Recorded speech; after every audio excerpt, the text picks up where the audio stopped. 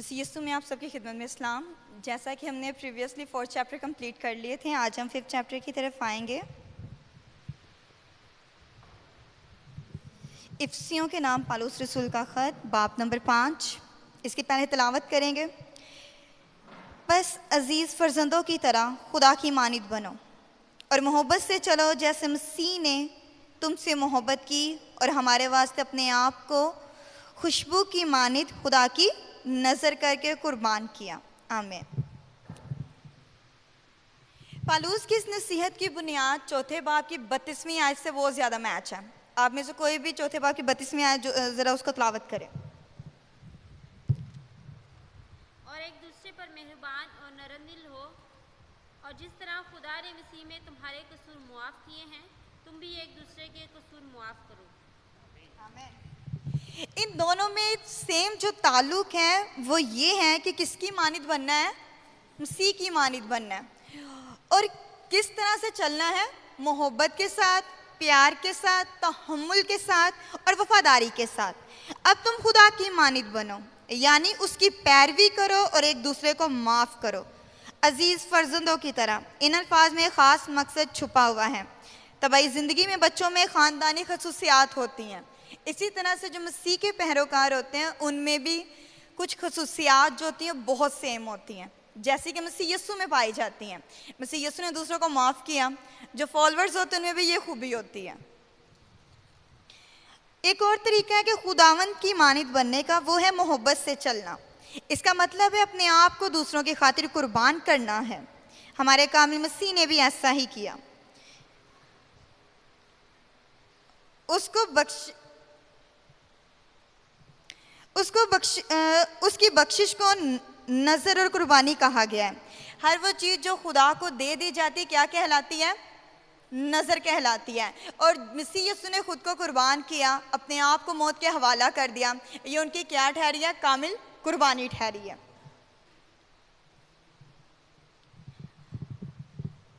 आगे है third words. और जैसा कि मुकद्दसों को मुनासिब है, तुम में हरामकारी और किसी तरह की नापाकी या लालच का जिक्र तक ना हो। हराम का जैसा कि मुकद्दसों को मुनासिब है कि तुम में क्या ना हो? हाँ जी, हरामकारी जो होता है ये एक ऐसा फेल होता है जो कि गैर शादीशुदा अफराद के दरमियान होता है। और नापाकी जो है वो इसी की तरह की गैर इखलाकी जो हरकत व सकनात होती हैं वो होती है। और यहाँ पे जिस लालच की बात की गई है, ये रुपये पैसे का लालच नहीं है। आपको याद होगा खरूज की किताब 20वां बाब 17 आयत के अंदर क्या लिखा हुआ है कि तो अपनी पड़ोसी की बीवी का, ये इस लालच की बात की गई है। आगे है जी चौथी वर्स है, और ना बेशर्मी और बेहुदा गोई और ठठाबाजी का, क्योंकि ये लायक नहीं बल्कि बरक्स इसके शुक्र गुजारी हो। देखिए कितने अच्छे तरीके से पालूस रसूल बयान कर रहे हैं। बेशर्मी, हर किस्म की नाशास्तगी, और बेहुदा गोई, गंदी गुफ्तगू को बोला जाता है। इसके अलावा ठट्ठाबाजी, लतीफ़े और मजाक, अजीबोगरीब हरकतें करना, इस तरह की चीज़ों को भी कलाम मुक़द्दस जो है वह क्या करता है? मना करता है। आगे है जी 5th वर्स, क्योंकि तुम ये खूब जानती हो कि किसी हरामकार या नापाक या लालची की जो बुत परस्त के बराबर है मसीह और खुदा की बादशाह में कुछ मैरास नहीं। यहाँ पे जब देखिए ऊपर वर्सेस के अंदर यही जिक्र हो रहा है, हरामकारी का, नापाकी का, लालच का। यहाँ नीचे कहा जा रहा है कि ये तीनों चीज़ें किसके बराबर हैं? बुत परस्ती के बराबर हैं। और खुदा इन चीज़ों को पसंद नहीं करता। लोग कहते हैं कि जी बदकारी और हरामकारी एक बीमारी है, एक रोग है, लेकिन खुदा इसको गुनाह का नाम देता है। लोग कहते हैं इसका इलाज जो है वो इखलाकी तज्जिया से पॉसिबल है, जबकि खुदा कहता है कि इन सब का जो इलाज है वो नई पैदाइश है। जब कोई मसीह यीशु को कबूल कर लेता है वो इन तमाम चीज़ों से गुरेज करना शुरू हो जाता है, और जो मसीह की पैरवी में नहीं होता उसके लिए सारी चीज़ें कंटिन्यू रहती हैं। आगे है जी 6th वर्स है, कोई तुमको बेफायदा बातों से धोखा ना दे, क्योंकि इन्हीं गुनाहों के सबब से नाफरमानी के फर्जंदों पर खुदा का गज़ब नाजिल होता है।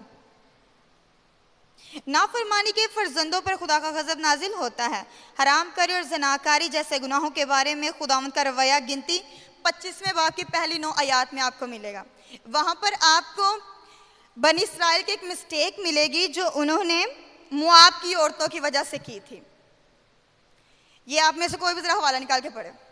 गिनती की किताब 25वां बाब पहली 9 आयात। कौम का नाम है जिस तरह से हमारे इर्द गिर्द मुख्तलिफ कौमें हैं ना, मुआबी औरत रूद भी मुआब से थी। ठीक है, ये कौम का नाम है।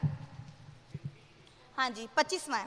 और इस्राएल शकीम में रहते थे और लोगों ने मुआबी औरतों के साथ हरामकारी शुरू कर दी, क्योंकि वो औरतें इन लोगों को अपने देवताओं की कुर्बानियों में आने की दावत देती थी और ये लोग जाकर खाते और उनके देवताओं को सजदा करते थे। यूं इस्राएल बार शत्रुओं को पूछने लगे।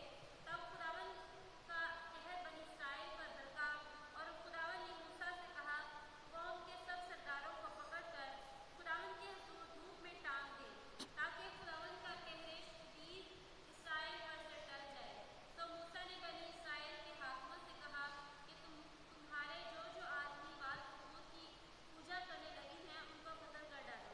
और जब बनी इस्राएल की जमात खैमा इज्तिमा के दरवाजा पर रो रही थी तो एक इस्राएली मूसा और तमाम लोगों की आंखों के सामने एक मिद्यानी औरत अपने साथ अपने भाइयों के पास ले गया। और जब फिनहास बिन एलीएज़र बिन हारून काहिन ने ये देखा तो उसने जमात में से उठ हाथ में एक बर्छी ली और उस मर्द के पीछे जाकर कैमा के अंदर घुसा और उस इस्राएली मर्द और उस औरत दोनों का पेट अच्छा, छेद दिया। तब बनी इस्राएल में से वबा जाती रही और जितने इस वबा से मरे उनका शुमार भी 24,000 था। कितने हजार था? हरामकारी को खुदा किस कदर नापसंद करता है। इसी तरह सदूम और अमूरा का हाल भी यही था, इसलिए तो आग और गंधक उन पर नाजिल हुई थी, क्योंकि उनकी जो गुनाह था वो खुदा के कान तक पहुंच गया था और खुदा को ऐसी चीजें जो है वो हरगिज पसंद नहीं है। इसलिए हवाला नोट कीजिएगा, पैदाश की किताब 19वां बाब 24वीं और 28वीं आयत है सदूम और अमूरा के लिए। 28वीं आयत है पैदाइश की 19वां बाब। आज भी दीगर अक़वाम के अंदर मुख्तलिफ जगहों के अंदर इस तरह की सारी चीज़ें जो है वो आप देख सकते हैं, नेट पे तरह तरह की आपको मिलेंगी। लेकिन ये याद रखना चाहिए, जो खुदा पहले गज़ब नाजिल कर सकता है अभी भी उसका हाथ रुका नहीं है, क्योंकि अब तो उसने झील तैयार करके रखी, उसने वहीं पे फेंकना है।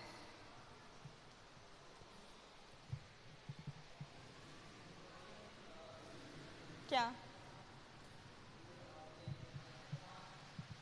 6 है? हाँ जी,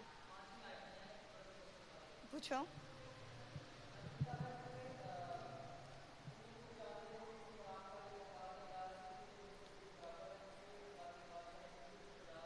हाँ जी, मेरा सवाल ये है कि यहाँ पे कहा गया कि खुदा की बादशाही में कुछ मिरास नहीं, ऐसे काम करने वाले लोगों का मतलब कि बादशाही की उस्मान की बादशाही में हिस्सा नहीं। कोई हिस्सा नहीं, मुकाशरा की किताब में मेरा था। क्वेश्चन ये है कि जो रास्तबाज है, हाँ, बलीवर्स की ज़िंदगी में अगर इससे चीज़ें पाई जाएँ तो हमने तो ये सीखा ना कि ईमान के वसीले से रास्तबाज है।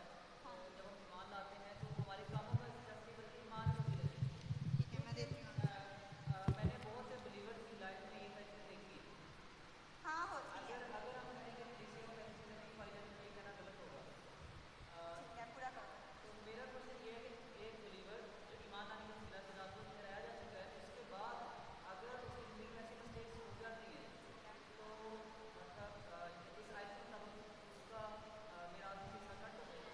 आप अपने पॉइंट पे ले लो पहले, खुद इस बात को भी फैसला वाला पॉइंट है। हाँ जी, अब देखो पतरस के खत के अंदर क्या लिखा हुआ है, कि नहलाई हुई सूरनी दोबारा दलदल की तरफ जाती है। अब वो एक दफा नहा चुकी है, लेकिन उसकी गंदी आदत है कि उसने जाकर कीचड़ के अंदर ही बैठ गया। अब इसमें नहलाने वाले की गलती तो नहीं है ना ही उस पानी की गलती है। अब इसी तरह से जब एक ईमानदार मसीह को कबूल कर लेता है, वो बार बार ये गलतियां करता है, लेकिन खुदा उसको बोझ कर जाता है और हकूक के सहीफे के अंदर लिखा है कि वो मुजरिम को हरगिज बरी नहीं करेगा। मुझे वो इंसान होता है जो कि गलती करने का आदी हो जाता है, ठीक है। अब देखो फॉर एग्जांपल मैं किसी की अपनी एग्जांपल देती हूँ, ठीक है। अगर मैं इस तरह के काम करूँ मसीह को कबूल करने के बाद मेरी माफ़ी चलो मान लो खुदा ने एक दफ़ा दे दी, अब मैं इसको कंटिन्यू रखूँ तो खुदा की तरफ हंसते इलाही मेरे झोली में सबसे पहले यहाँ पे भी मैं अलग से सजा पाऊंगी और आगे पाऊंगी। कभी आपने नोट किया कोई बिलीवर अगर इस तरह की हरकतें करता ना छुपता नहीं। अब रिसेंटली एक न्यूज़ चली है, आपने यूट्यूब पे देखे होंगे, एक पास्टर साहब का वाक्य सामने आया कि मुझे जगह आई थिंक सो याद नहीं आ रही कि वहाँ पर उन्होंने एक लड़की के साथ गलत किया और खुद वो चर्च से गायब हो गई। अब देखिए उनके ऊपर थू सारी दुनिया कर, कोई एक नहीं कर रहा, तो क्या वजह सामने आ रही है तो वो ईमानदार, यहाँ तो अश्लील हो गया और खुदा तो सब कुछ देख रहा था, तो खुदा तो उसको नहीं छोड़ा। अगर कोई ईमानदार भी है ना, बेशक हम वहाँ पे जो बात की जाती है कि हम रास्तबाज मसीह में ठहराए गए, हमारे हाल माली सारे गुनाह माफ है, ये हाँ ये उनकी बात की जा रही है जो मसीह को सही तौर पे कबूल कर लेते हैं। अब देखो मुझे पता है कि मेरा पापा मेरी मामा मेरे साथ है, मैं उनके होते हुए किसी लड़के से बात करना पसंद करूँगी? सिंपली मुझे ज़रा आंसर जाहिर मुझे पता है मेरा पापा किस तरह का है, एक मिसाल है। अगर मेरे भाई मेरे साथ हो मैं इजीली किसी कोने में किसी के साथ खड़ी होकर इजीली बात करना पसंद करूँगी? वो तो मुझे वैसे खर्चा छपा दे, एक मिसाल है, इस तरह की मेरी फैमिली है। तो इसी तरह जब एक ईमानदार के साथ खुदा कुदस मौजूद होता है, पाकरू मौजूद होता है, मसीह उसके साथ होता है, तो ये एक बिलीवर की निशानी होती है जो उसके साथ तीनों ये चीज़ें जब मौजूद होती हैं उसको ये गलत काम करने नहीं देती। तो ये जो नामी ईमानदार होते हैं ना वो ज़्यादा निशानी लगाते हैं ऐसे कि हमारे सारे गुनाह माफ़ हो गए हैं, हम भी माफ़ी के अंदर हैं और हम ये हैं हम वो हैं, लेकिन हकीकत में वही ज़्यादा काम नहीं बोलते। और कुछ इंसानी फितरत के अंदर गुनाह है, वो मारूसी है, वो ख़त्म नहीं हो सकता। खत्म नहीं हो सकता, हाँ। ठीक है, आपको खुद बता दिया। तो मैं यही कहना चाहता हूँ कि एक बलीवर जितनी मर्जी जो है कोशिश करे कहीं ना कहीं कुछ ना कुछ उससे गलती होगी, वो तो हो जाती है। ठीक है। तो कुरान में कहने का मतलब है कि वो ईमान से जाता रहेगा, वो मैं रात से गुजर मैं रात से जाता हूँ। यहाँ पे मेराज से जाता रहेगा। इसकी सांस का कट हो जाएगा। कट हो गया। एक हमने छोटी सी यहाँ पे एग्जाम्पल देती हूँ आपको। सॉरी मैं आपकी चलो आप पहले कंटिन्यू। आगे आपने बात की है तो सेम लाइक इसी पे शरीर में सिखाया है राष्ट्रवाद के अंदर के पास में मुझे सारे गुनाह माफ। हाँ अगर हम ये मान लेके चल रहे हैं उसके बाद अगर हाँ ये तारीफ बिल्कुल ये लाइसेंस नहीं देती गुनाह करने के, लेकिन इंसान भी ना करके इंसान से हो जाता है। अगर तो माफी देखिए एक मजबूर चीज है। कट करना पड़ेगा, अगर हम कहते हैं बात करने मुझे सारे माफ, हाँ। तो फिर ये बात जो लिखी है कि अगर गलती हो जाए तो मेरा हिस्सा कट, तो इसको याद माफी करना पड़ेगा। अगर हम कहते हैं कि गुनाह की वजह से गलती की वजह से मेरा हिस्सा कट नहीं होता, फिर वो वाली बात खंडित होगी, बात फ्यूचर वाली। हाँ। और अगर वो ही ठीक है तो ये गलत होगी। अब बोलो। थोड़ा सा मुझे प्लीज करने लगे।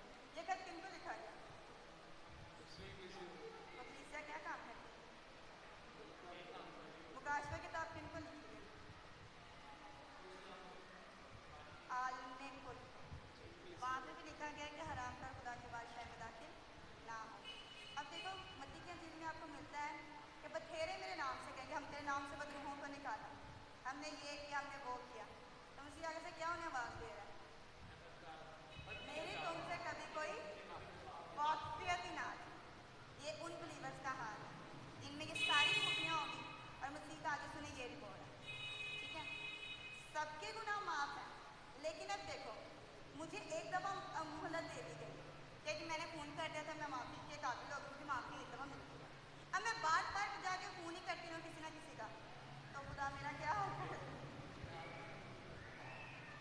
ठीक है, ये उनकी बात है, मसीह में माफ़ी है, हर गुनाह की माफ़ी है, लेकिन जब कोई मसीह को कबूल कर लेता है ना तब उसके सारे गुनाह माफ़ हैं। आगे जब वो गुनाह करता है उसके लिए लाजिम है कि फ़ौरन ही खड़ा है, लेकिन इसका मतलब ये नहीं है सुबह गुनाह किया रात को माफ़ी, रात को गुनाह किया सुबह माफ़ी। ऐसों के ऊपर से पाखरू का साया भी जाता है और किसी और का साया घुस के आ जाता है। आप उनकी फितरत उनके कामों से एनालाइज कर सकते हो कि वो मेराज के अंदर एक मेराज से बात, ठीक है। मैंने उस दिन भी देखा था नहीं भाई ने क्वेश्चन किया था कि अगर मैं किससे माफ़ी मांगता रहूँ वो माफ़ ना कर तो क्या, मैंने कहा तो सख्त दिल है उसका फेल है, आप अपने फेल से काम करो, ठीक है। देखो अगर आप सबको धोना शुरू कर दोगे ना तो एक वक्त आएगा आप अपने हाथ ही ज़मीन पर आपको नजर आएगा जैसी ये दुनिया। लेकिन हाँ आप अपने आप को कहते हैं ना कि यूँ चलो समझ के कि चारों तरफ कांटे हैं, पहलू अपना बचाओ। बात क्लियर हुई क्या? अभी भी नहीं हुई? कुछ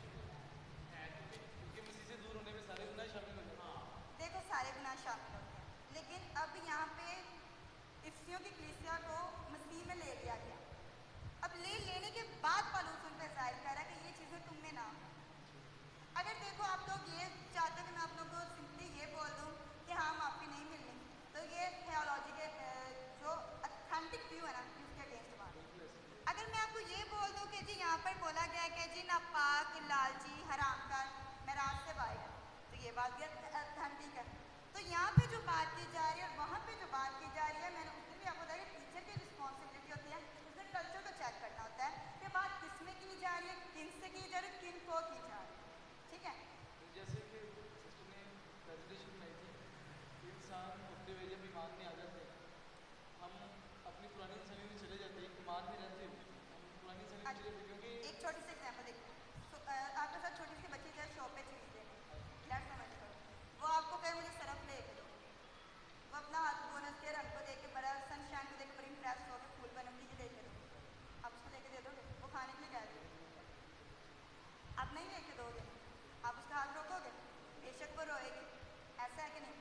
सेम जो ईमानदार मसीह में होते हैं ना, पाकरू को उन पे आगे चल के ये सारी बात आनी है कि पाकरू को उन पे ऐसा कंट्रोल होता है कि पाकरू उन्हें उनके निकम्मेपन को जाहिर करके दिखाता है बार बार कि तुम में ये खामियां अपनी खामियां दूर करो। मैंने उस दिन भी क्लास में कहा था कि उस एंड फिल्म में पकड़ी जाने वाली औरतों खुदा ने ये नहीं कहा कि कीप इट अप, कहा था कि जा आइंदा गुनाह ना करना।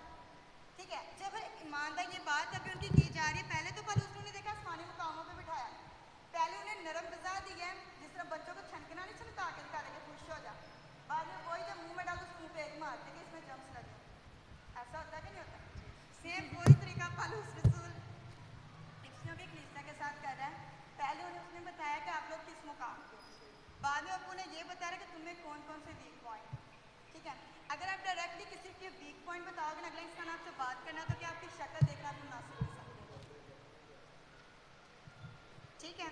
सो लिहाजा नहीं भाई पानी लेके आना, नॉर्मल लेके आना ठंडा ठंडा। ठीक है। तो इसी तरह से जब एक ईमानदार मसीह में आता है तो वो पाकरूस को ये चीज़ें अलाउ नहीं करता, लेकिन अगर वो करता होता तो फिर पाकरूस को उसके हाल पे छोड़ देता है। रोमियो के खत के अंदर लिखा हुआ है कि खुदा ने उन्हें उनकी तबाही हालतों पे छोड़ दिया कि जो मर्जी बेअकल काम जो करना चाहते वो करते रहे। हाँ जी। और उनकी ख्वाहिशात क्या थी जो यूरोप में चल रहा है, मर्द मर्द से शादी करे, सेम उनकी ख्वाहिशात रोमियो खत के अंदर वो है। कि जितनी गलासत जो है ना, ये ना आप समझे कि आज के दौर में ये शुरू से करते चलती आ रही है। अगर आप ये कहो ना कि अरब के अंदर चोरी काटने पे हाथ काटे जा रहे हैं, तो आज अरूज पर अगर फहाशी कहीं पे है तो अरब के अंदर है। हालांकि बाया कहते हैं सबसे ज्यादा वहाँ पे है, और सर्च बताते हैं कि यूरोप से ज्यादा वहाँ पर हो रहा है सब कुछ गलत। हालांकि वहाँ पे तो सबकी दाढ़ी इतनी लंबी है, झोले सारे पहनते हैं, तब किसको पॉइंट ऑफ करें? इसलिए मुकाशवा किताब के अंदर लास्ट पे लिखा हुआ है कि जो नीचे से है वो नीचे से होता जाएगा, और जो पाक है वो आपने अपना फेल सामने रखना। अगर अब मैं किसी ने किसको पॉइंट करती रहूँगी ना, तो एक वक्त आएगा कि मेरे पॉइंट्स मेरे ऊपर होंगे। आप ये चेक करो क्या है कि आप में राज में हो कि नहीं। हाँ, गुनाह सबको ये उठाता है कि आप ये काम करो, आप ये काम करो, वो करो, क्योंकि गुनाह का काम है। अब इसने उसको भी ड्यूटी लगाई हुई है, वो आपको नहीं बैठने देगा, क्योंकि खुदा का काम होता है वो आपको बिठा रहा होता है। मैंने ना इफ्सियों का पस मंज़र पढ़ा मुझे है। लगता है 6वां चैप्टर मैं नहीं कर पाऊँ। नहीं, इफ्सियों का जो पस मंज़र है उसके अंदर जो है इफ्सियों के लोगों के अंदर जो थी ना, मुझे ज़्यादातर ये था कि मुझसे इस तरह के क्वेश्चन नहीं किए जाए। नहीं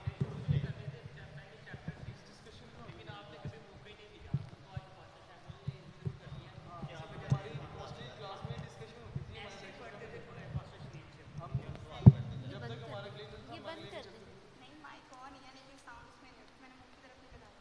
बस मेरा सवाल ये है कि इफ्सियों जो है ना, मुझे ऐसा मालूम होता है कि 5वें चैप्टर में सिर्फ मुस्तकबिल की आगाही है। आप कह रहे हैं कि ये चीज़ उनमें पाई जाती थी, हालांकि पस मंज़र के अंदर ये नहीं लिखा हुआ। पस मंज़र के अंदर ये लिखा हुआ है कि इफ्सियों के लोगों के अंदर जो थी एक तो मोहब्बत की कमी थी, और दूसरा कि उनके अंदर जो था लड़ाई झगड़े, हाँ ना इतफाकियाँ लड़ाई बिल्कुल आ गई, बस ये थी। तब आपका कॉन्सेप्ट ये है कि वो दो बस पॉइंट होने चाहिए मुस्तकिल है। देखो जो कलाम मुक़द्दस लिखा गया ना, ये हमारे बाप दादा ने भी पढ़ा, उन्हें इसमें अपने लिए मिला। ये वाहिद ऐसी किताब है, इससे कल को हमारी 10 जनरेशन भी आकर रीड आप करेंगे ना, उन्हें भी अपने लिए इसमें मिलेगा, क्योंकि ये खुदा का लिखा हुआ है। ठीक है। और भाई आपको कोई क्वेश्चन बात क्लियर के नहीं हो? अगर नहीं होगा तो दोबारा कंटिन्यू कर दो। इससे आगे 2-3 और सवाल आएंगे, ज़रा प्लीज़ उस पर थोड़ा सा चलो पूछ लेना, देखिए।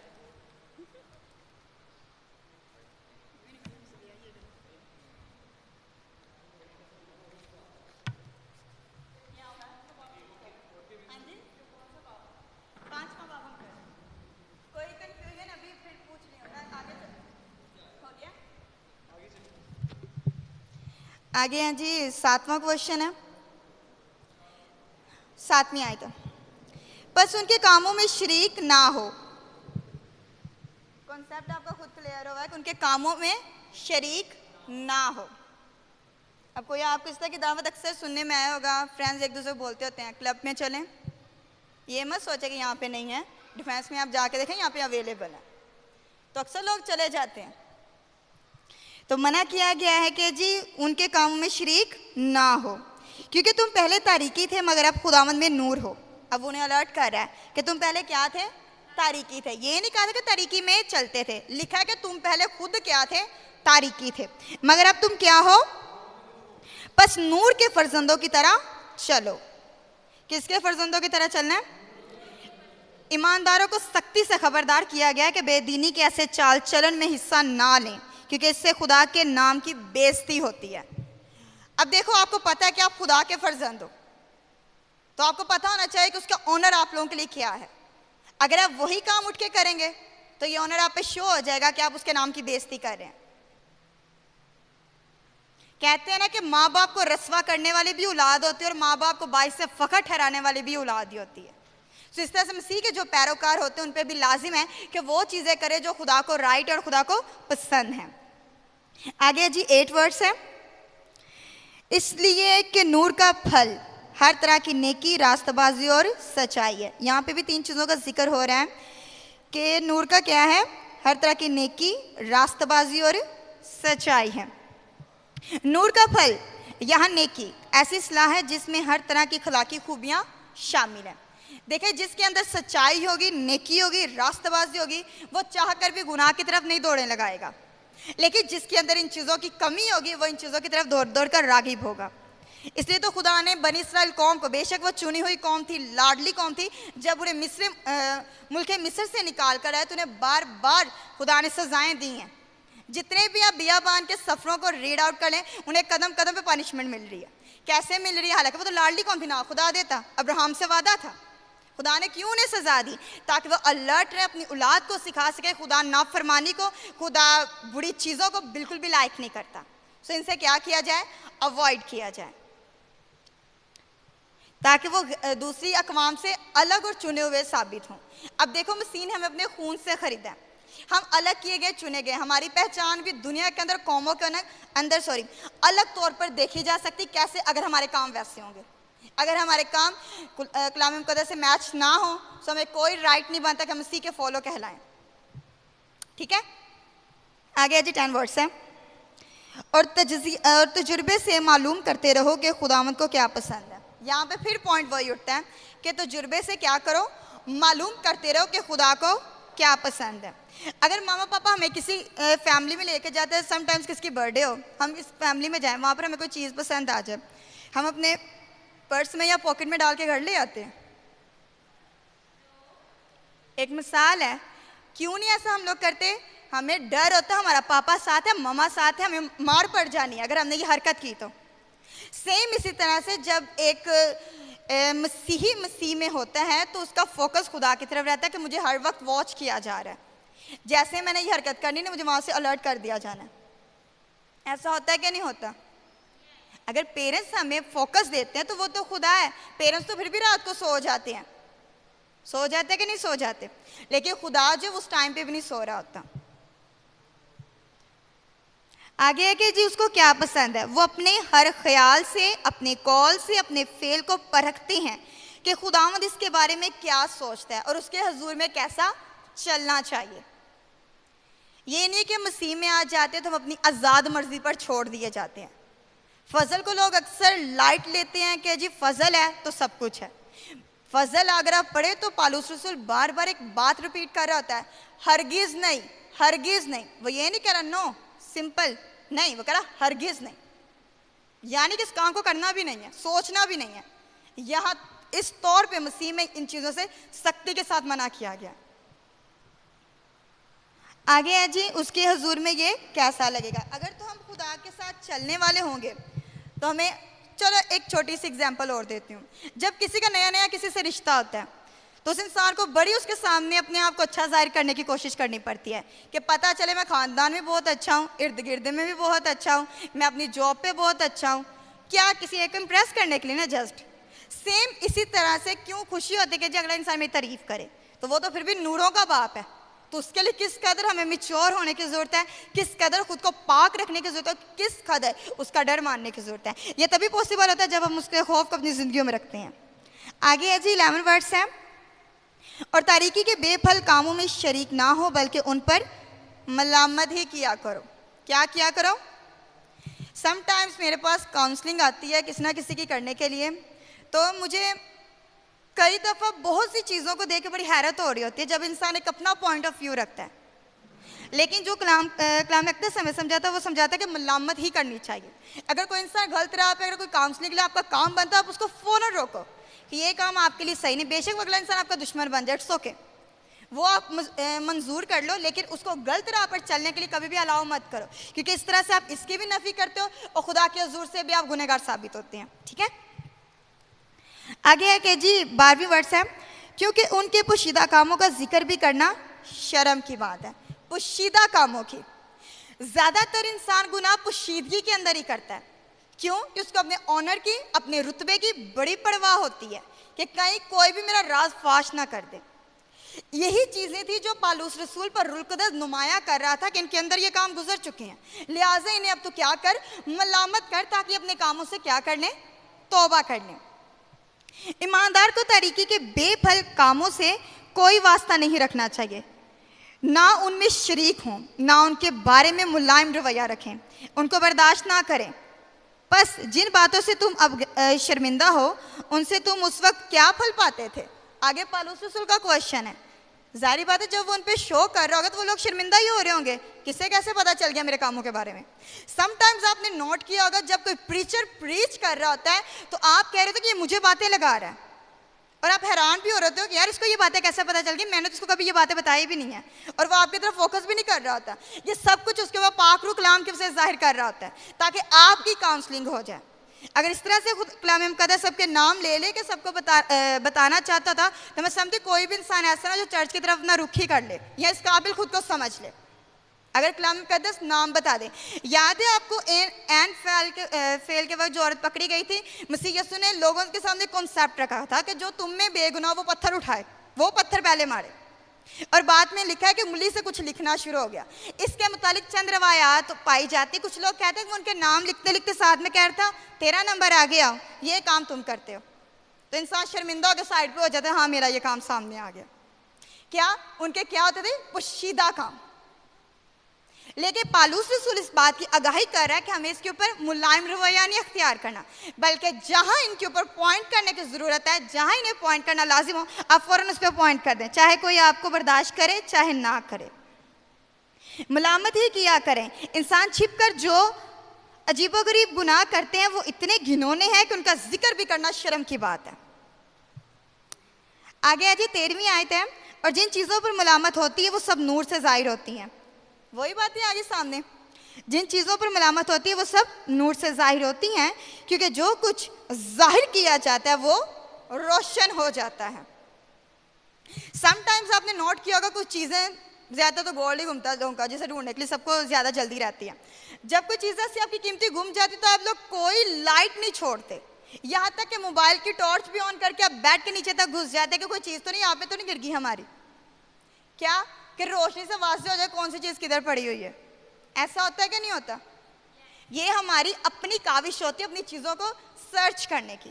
सेम लाइक पाकरू की जो अथॉरिटी है वो लोगों के ऊपर रोशन करती है, लेकिन उन लोगों को भी नहीं ये बताती कि ये काम इसका है या इसका है या इसका है, बल्कि उन पर जाहिर करती ताकि उनकी नज़रों में कोई जलील ना हो। ये खुदा का शुक्र करे कि खुदा ने इतना इख्तियार अपना रखा हुआ है कि आपको वो तरह तरह से बेइज्जत नहीं होने देता।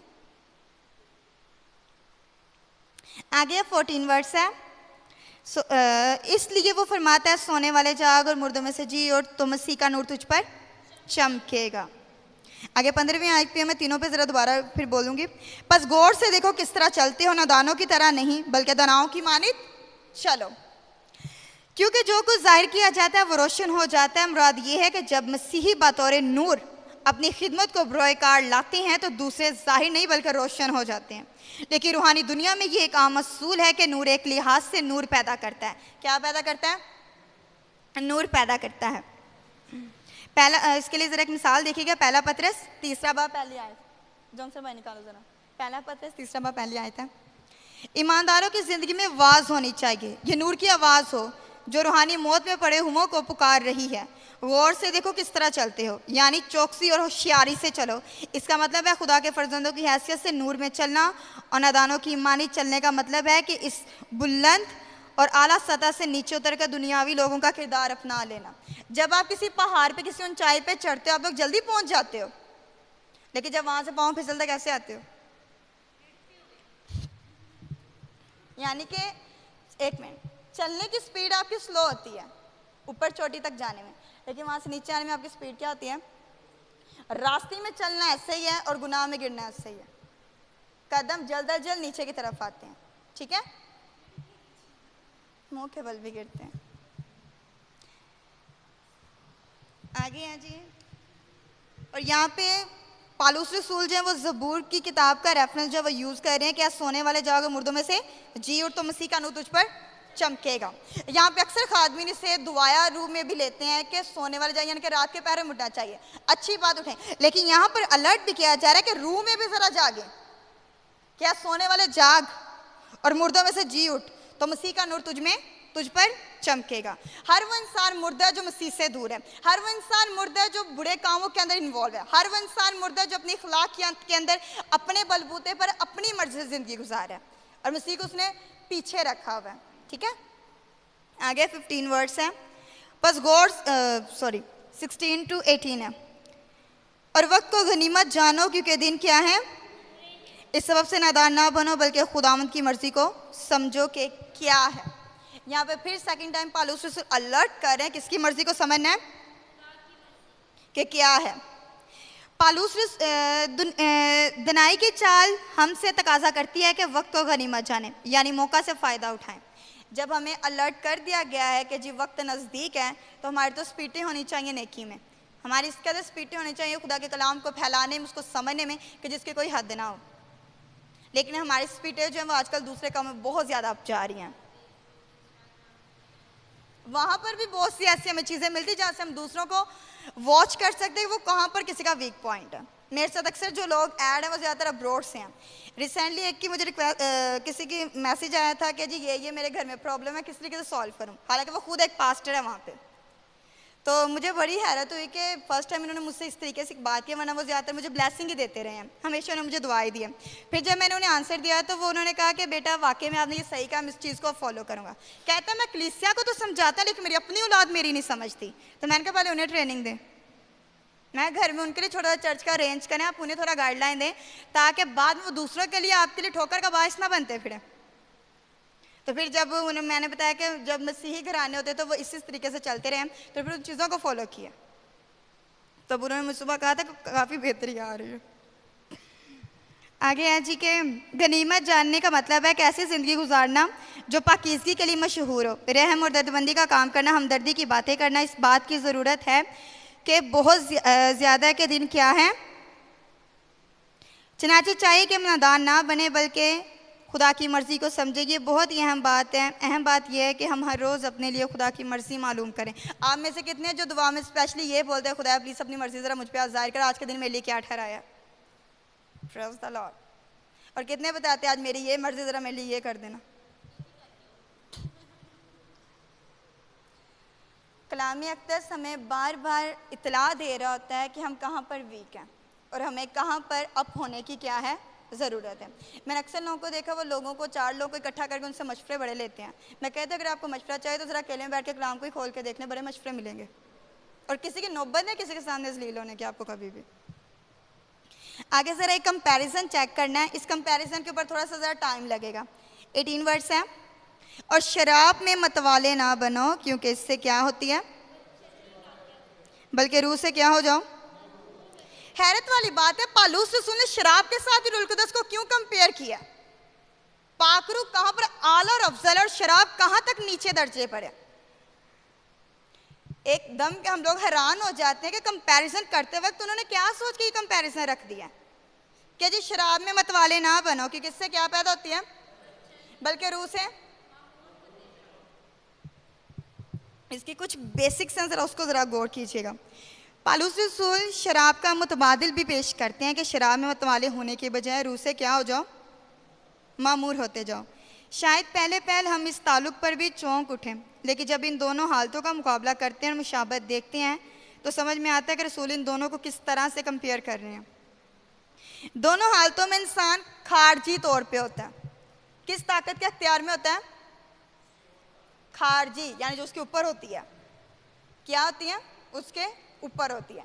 जब किसी इंसान ने, ज़्यादा मूवीज़ में भी देखा होगा, मोहल्ले में भी आप लोग इर्द गिर्द देखा, शादी में बड़ा देखा होगा, जब किसी ने ड्रिंक की होती है तो उस इंसान अपनी ही चाल होती है, चलने में भी, गुफ्तगू में भी और दूसरे लोगों को देखने दुखने में भी। ऐसा है क्या नहीं होता? अब यहीं पे पालूस रसूल इस चीज़ को ले रहे हैं कि एक सूरत में ये नशा और शराब की ताकत होती है, दूसरी सूरत में रूहुल कुद्दस की कुदरत होती है। दोनों हालतों में इंसान जोश में होता है कि नहीं होता? पेंतीकोस के दिन रूह के पैदा करदा जोश से बेखुदी को गलती से शराब का असर समझा गया था। याद है माल दूसरे बाब के अंदर जब रूहुल कुद्दस की अनॉइंटिंग उन पे हुई थी तो वो गैर जुबाने बोलना शुरू हो गए। जब भीड़ इकट्ठी हुई थी उन्होंने क्या कहा था? ये ताज़ा महक है, इसलिए ये इधर उधर की अपने आप से छोड़ रहे हैं। लेकिन पतरस रसूल ने उन पे वाजे कर दिया कि हम ताज़ा महक के नशा में नहीं, बल्कि ये वो है जो योएल नबी की मार्फत खुदा की पेशन गई थी, आज वो क्या होगी, हम पे पूरी होगी। आगे है जी, दोनों हालतों में इंसान की चाल मुतासिर होती है। शराब के नशे में उसकी जिस्मानी चाल और दूसरी सूरत में उसकी इखलाकी चाल। जब कोई इंसान ड्रिंक के अंदर होता है तो उसका रवैया, उसका इखलाक नहायत बदनुमा होता है और ऐसे लोगों को तो देखते वक्त भी कराहियत महसूस होती है किस तरह के। लेकिन जो रूह के अंदर होता है उसका जो रवैया होता है, जो अंदर से बाइखलाक होता है और उस रवैये को देखने को बार बार दिल करता है कि इंसान देखे कि ये कैसे नूर में है। आगे, शराब नोशी में इंसान का खुद पर कंट्रोल नहीं रहता, लेकिन रूह का फल परहेजगारी यानी अपने आप पर जब्त और काबू को लाता है। शराब पीने से इंसान अपने आप को आउट ऑफ कंट्रोल समझ रहा होता है, जबकि रूहुल कुद्दस की उस पर मामूरी होती है, वो अपने आप को कंट्रोल में समझ रहा होता है। उसे पता होता है कि मैंने कहाँ पर खुद को स्टॉप करना और कहाँ पर खुद को अप रखना। ये रूह में मामूर इंसान की ये निशानी होती है। और जो शराब में हो तो उसको भी पता होता है कि मैंने कहाँ गिरना और कहाँ से जूतियाँ खानी हैं। लेकिन रूह का फल परहेजगारी यानी अपने आप पर जब्त और काबू है। इसके लिए ज़रा हवाला नोट कीजिएगा, गलतियों 5वां बाब 23वीं आयत लिखिएगा ज़रा सभी, रेफरेंस 5 इसके हवाले ज़रा नोट कीजिए। गलतियों 5वां बाब 23वीं आयत, पहला करंथियों 14वां बाब है, 32वीं आयत है, लुका की यूहन्ना की अंजील है, पहला बाब 15वीं आयत है, इफसियों पहला बाब 13वीं और 14वीं आयत है, इफसियों पहला बाब 13वीं और 14वीं आयत, पहला यूहन्ना दूसरा बाब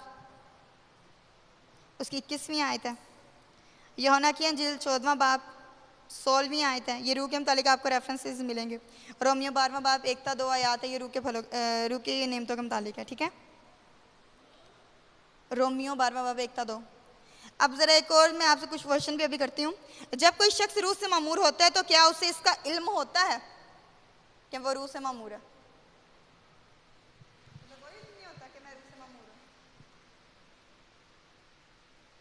हकीकत तो ये है कि हम जितना खुदाम के नज़दीक होते हैं उतना ही हमें अपने निकम्मेपन के बारे में पता चलता है कि हमें क्या क्या खामियाँ हैं। ऐसा नहीं लिखा कि रूह खुद हमारी कमज़ोरी में आहें भर भर के रोता है। क्यों? क्योंकि हमारा अपना निकम्मापन जो होता है वो हमारे ऊपर वाज़ी हो रहा होता है कि हम असल में हैं क्या। और ये पाक रूह होता है जो हम पे शो कर रहा होता है कि हमें इन चीज़ों से क्या करना है, अब अवॉइड करना है। और जो शराब के नशे में होते हैं उन्हें पता होता है कि वो किस कदर आगे बढ़ रहे हैं।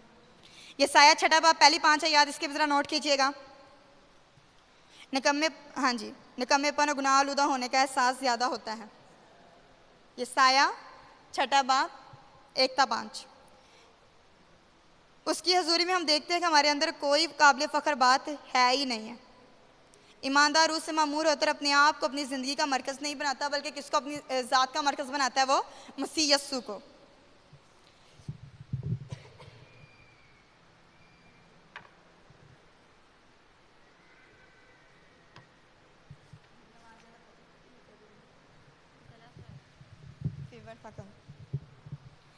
आगे ज़रा कुछ पॉइंट्स हैं, ज़रा इन पे फोकस कीजिएगा। 4 नताइज का जिक्र आता है। कितने नताइज हैं? 4 हैं। पहला नोट कीजिए, रूह से मामूर मसीही आपस में मज़ामीर और गीत और रूहानी गज़लें गाते हैं। रूह से मामूर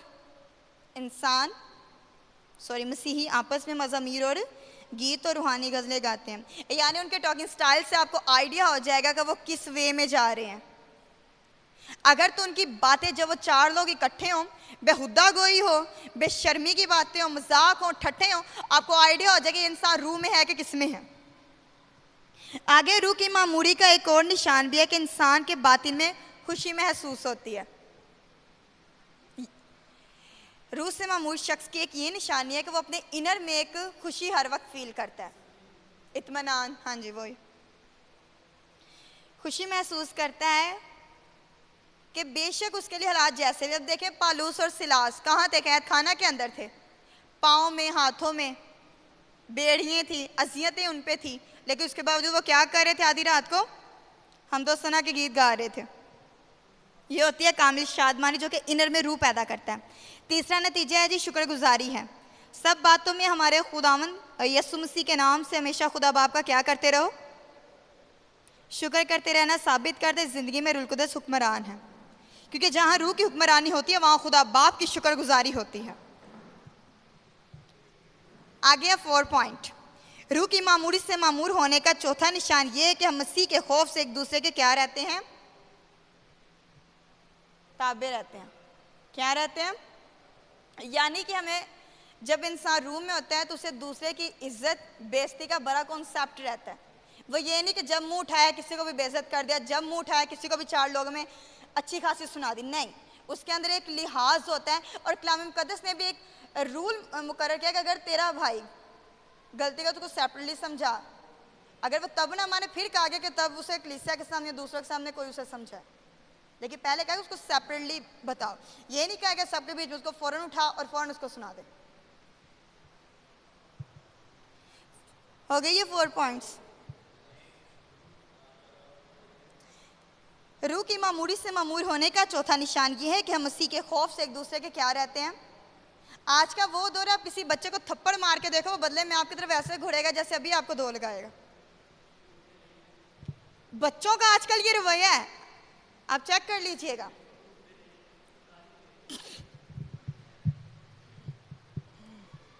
फिर भी यार उनकी नज़र फिर आपकी कोई रिस्पेक्ट तो नहीं ना रह जाती, एक मिसाल है। लेकिन रूह से जो मामूर शख्स, उसकी एक ये पर्सनैलिटी के अंदर ये खूबी होती है कि वो लिहाज रखता है। और आपने कभी नोट किया होगा कि कभी कोई आपकी बड़ी इंसल्ट कर रहा हो, पता नहीं आपके दिल में क्या आ रहा था, आप कहते थे बोली जा, बाद में आप उसको कुछ भी नहीं कहते, ये भी आपकी रिस्पेक्ट में आता है। आप कहते जो भी उसने कहा आई डोंट नो कि मुझे बोला किसको बोला। कुछ लोग तो शक में रह जाते कि बात मुझे कही गई थी कि बात किसी और को कही गई थी। तो खुदा के शुक्र इन लोगों के पास ये भी नेमत होती है। आगे है जी, ये मैंने सारी बातें बताई हैं 21वीं आयत तक। शराब मत वाले ना बन के सबक चलनी वाक़ई होती है, बल्कि रूह से मामूर होते जाओ और आपस में मज़ामीर और गीत और रूहानी गज़लें गाया करो और दिल से खुदा उनके लिए गाते बजाते रहा करो। ये वही 4 पॉइंट्स आए हैं, ठीक है।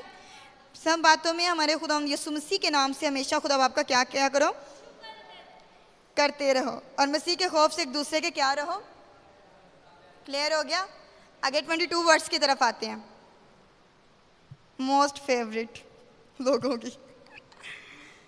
ज़्यादातर मैंने अक्सर देखा लोग इस व्यू को लेके ना, यहाँ तो किसी को सुनाते बहुत हैं, तो यहाँ बसे बसाए लोगों की ज़िंदगियाँ ख़राब कर देते हैं, किसी एक की अगर फेवर कर दें तो।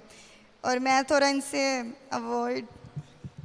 22वीं आयत है, ऐ बीवियों अपने शोहरों के ऐसे ताबे रहो जैसे खुदावन की।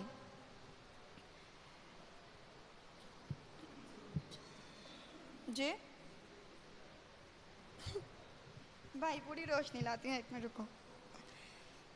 पालूस ने बयान किया कि एक दूसरे के ताबे ऐसा रूह से मामूर होने का एक नतीजा है। वो मसीही घराने में 3 ऐसे शोबों की निशानदेही अब करेगा जिनमें एक दूसरे के ताबे रहना क्या है? खुदा की मर्जी है। पहला पॉइंट क्या है? नोट कीजिएगा ज़रा। बीवियाँ अपने शोहरों के ताबे रहें, बच्ची अपने वालिदैन के ताबे रहें, नौकर अपने मालिकों के ताबे रहें। ये 3 पॉइंट ज़रा बनाए। पालूस रसूल के आगे नहीं तीन पॉइंट्स के ऊपर ज़्यादा डिबेट्स हैं। बीवियां अपने शोहरों के, बच्चे अपने वालिदैन के।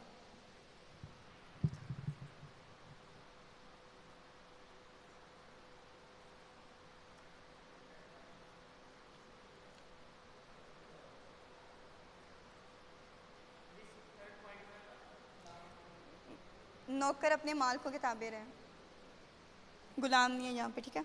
चलें जी, 22वीं आयत से स्टार्ट करते हैं। ऐ बीवियों अपने शोहरों के ऐसी ताबे रहो जैसे खुदावंद की। बेशक मसीह यस्सु कलीसिया का क्या है? सर है। यही बात खानदान पर भी सादिक आती है कि घर का एक सरबराह होना चाहिए। क्या होना चाहिए?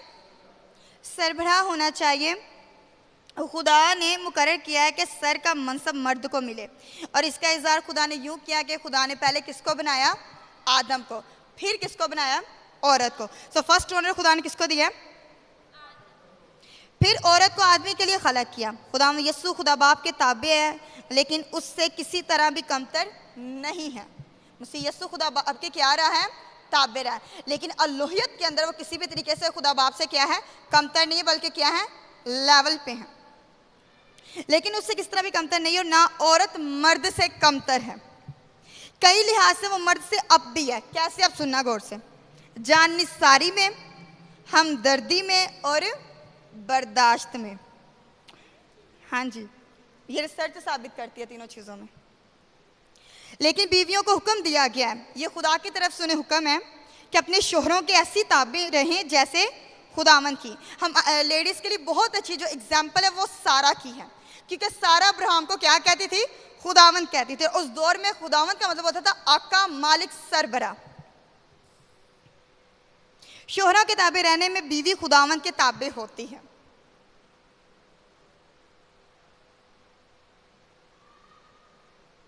आगे चले,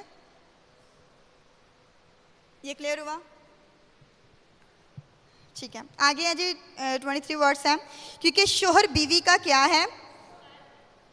जैसे मसीह कलीसिया का है, और वह खुद बदन का क्या है? बचाने वाला है। यहाँ पर मसीह और कलीसिया का जिक्र मियाँ बीवी के रिश्ते के ताल्लुक के साथ किया गया कि मसीह कलीसिया का क्या ठहरा है? बचाने वाला है। और इस तरह मर्द भी अपनी बीवी का क्या होता है? तहफ़्फ़ुज़ होता है, उसको बचाने वाला होता है, चाहे वो ख़ानदानी मामलात हो या चाहे वो दुनियादारी हो। सर होने के बाद वो बीवी से मोहब्बत करता है, उसकी रहनुमाई करता है और उसकी हदायत करता है, और उसकी ज़रूरत क्या करता है? आगे 24वीं वर्ष है और 25वीं। लेकिन जैसे कलीसिया मसीह के ताबे है, वैसे ही बीवियां भी हर बात में अपने शोहरों के क्या रहें?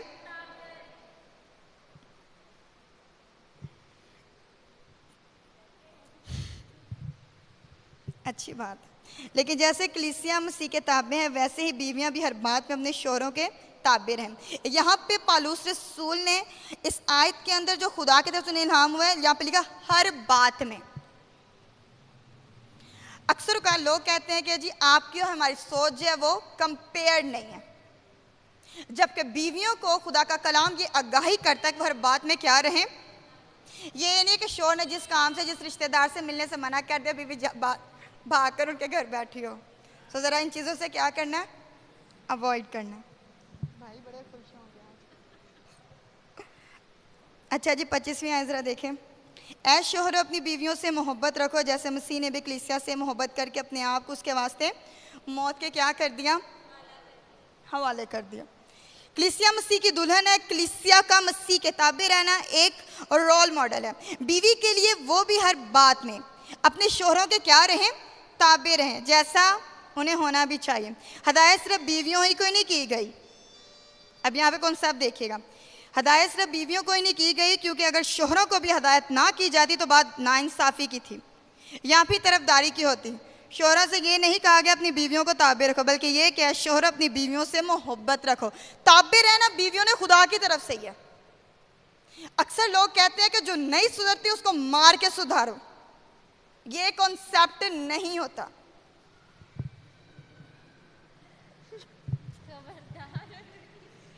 इस पे क्वेश्चन नहीं मुझसे करना, काइंडली रिक्वेस्ट यू।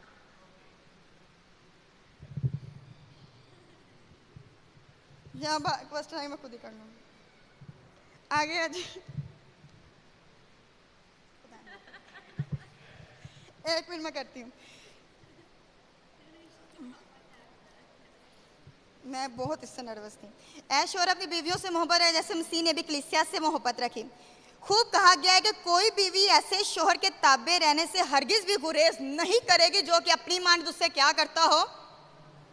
ज्यादातर घरों के अंदर जो उलझने पैदा होती हैं वो दोनों की सोच एक नहीं होती। यहाँ तो वो कहता है कि मैं अबतरी में रहूं, या फिर वो कहते हैं कि मेरी हुकूमत हो। जबकि दोनों को यहाँ पे जो कॉन्सेप्ट दिया जा रहा है कलाम मुकद्दस की रोशनी में, वो है कि बीवियां क्या रहें, ताबे रहें, और शौहर अपनी मानी दुनिया क्या करें। कोई भी ऐसा इंसान कि अपनी इंसल्ट आप करवाए कहीं पे, ऐसा होता है कोई? कभी ऐसा हुआ है कि कहीं अच्छी जगह पे जाना और कपड़े ऐसे पहन लो कि अगला इंसान खुद कहे यहाँ से आउट।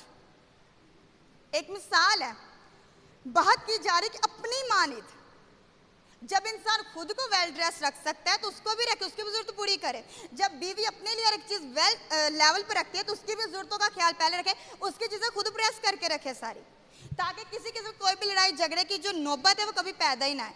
एक दूसरे को नीचा दिखाने के बजाय हर बात ये याद रखी जाए कि जिस घर की जो बुनियादें वो हमसे हैं। अगर हम में खलिश आएगी तो ये घर जो है मुंह के बल गिरेगा, ये घराना जो तबाह हो जाएगा। अक्सर लोग जो होते हैं वो ताबेदारी को तो देख लेते हैं लेकिन इस चीज़ को थोड़ा सा अवॉइड कर जिसके नुकसानात उठाते हैं। इसलिए खुदा के कलाम को अच्छे से पढ़ा करें, गौर किया करें। 26वीं आयत को जरा देखते हैं। खुदा मदद, ताकि उसको कलाम के साथ पानी से गुसल देकर और साफ करके मुकद्दस बनाए। मसीह यस्सु ने रूह कुद्दस की कुदरत से, अपने ब्लड की कुदरत से कलीसिया को क्या किया? प्योर करते रहे। और यहाँ पे बड़ी उम्दा एग्जाम्पल है कि मियाँ बीवी के रिश्ते को इस कदर खुदा के कलाम ने अहमियत दिया कि डायरेक्ट उसको उठा के मसीह के साथ जोड़ दिया। और हमारे यहाँ आजकल रिश्तों को बहुत कच्चा लिया जाता है। नई बात सुनती छोड़ दो, नई बात सुनता छोड़ दो। ये बिब्लिकली पॉइंट ऑफ व्यू नहीं है। सेपरेशन जो है खुदा का कलाम कभी भी एक्सेप्ट नहीं करता। लेकिन हाँ, खुदा का कलाम जो चीज़ें हदायत करता है उसको फॉलो करना आप पर लाजिम है। मुकद्दस बनाए और तकदीस करने का मतलब है अलग करना। अपनी हैसियत के लिहाज से कलीसिया मुकद्दस हो चुकी है, वह रोज़ मुकद्दस की जा रही है। चुनांचे यीशु अपने शागिर्दों से फरमाया था कि अब तुम उस कलाम के सबब से जो मैंने तुमसे किया क्या हो? पाक हो। यूहन्ना 15वां बाब 3री आयत जरा नोट कीजिएगा। 17वीं वर्ष से 27वीं आयत है। और एक ऐसी जलाल वाली कलीसिया बनाकर अपने पास हाजिर करे जिसके बदन में दाग या झुड़ी या कोई और ऐसी चीज ना हो बल्कि पाक और यहाँ पर फिर बात हरामकारों की, बहुदा की, लालचों की जाए कि यहाँ से ये बाहर है। क्लियर हो गया? फिर से पालूस रसूल प्रीवियसली बातों को भी आगे ला के रखते हैं ताकि पिछली वाली बातें भी हम भूल ना जाएं कि उसमें क्या हो। दुल्हन की निशानी क्या बताई गई कलीसिया की कि वो, हाँ जी, उसमें ना कोई धाग हो ना कोई, बल्कि वो क्या हो? पाक और बेऐब हो। आगे 28 और 29 वर्सेस जरा इसको नोट कीजिएगा। क्योंकि कभी किसी ने अपने जिस्म से 28 में आयत है, इसी तरह शोहरों को लाजिम है कि अपनी बीवियों से अपने बदन की मानिद मोहब्बत रखें। जो अपनी बीवी से मोहब्बत रखता है वो अपने आप से क्या रखता है? मैंने अक्सर, खुदा माफ़ करे कहना तो वैसे नहीं चाहिए, लेकिन मैंने अक्सर लोगों को देखा है अगर बीवी सेपरेटली बैठी हुई है तो उसने शोहर की पहले हाथ बुराइयाँ करनी है। और खुदा का शुक्र है शोहर भी इस मामले में बहुत अच्छा था, वो पहले बुराई का, अगर एक सलवट भी हो ना कहते उसने सही से प्रेस ही नहीं किया। ये होता है अपने आप को खुद लोगों पे जाहिर करना कि हम एक दूसरे को क्या वैल्यू दे रहे हैं। कुछ लोगों की मैंने अक्सर देखा किसी फंक्शन पे जाना तो वो लड़ाई करके ही जाते हैं।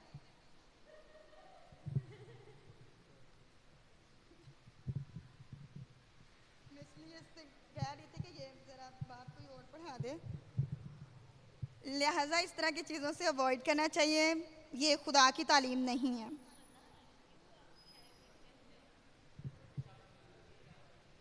थैंक यू भाई। आगे, क्योंकि कभी किसी ने अपने जिस्म से दुश्मनी नहीं की बल्कि उसको पालता परवरिश करता, जैसे कि मसीह कलीसिया को।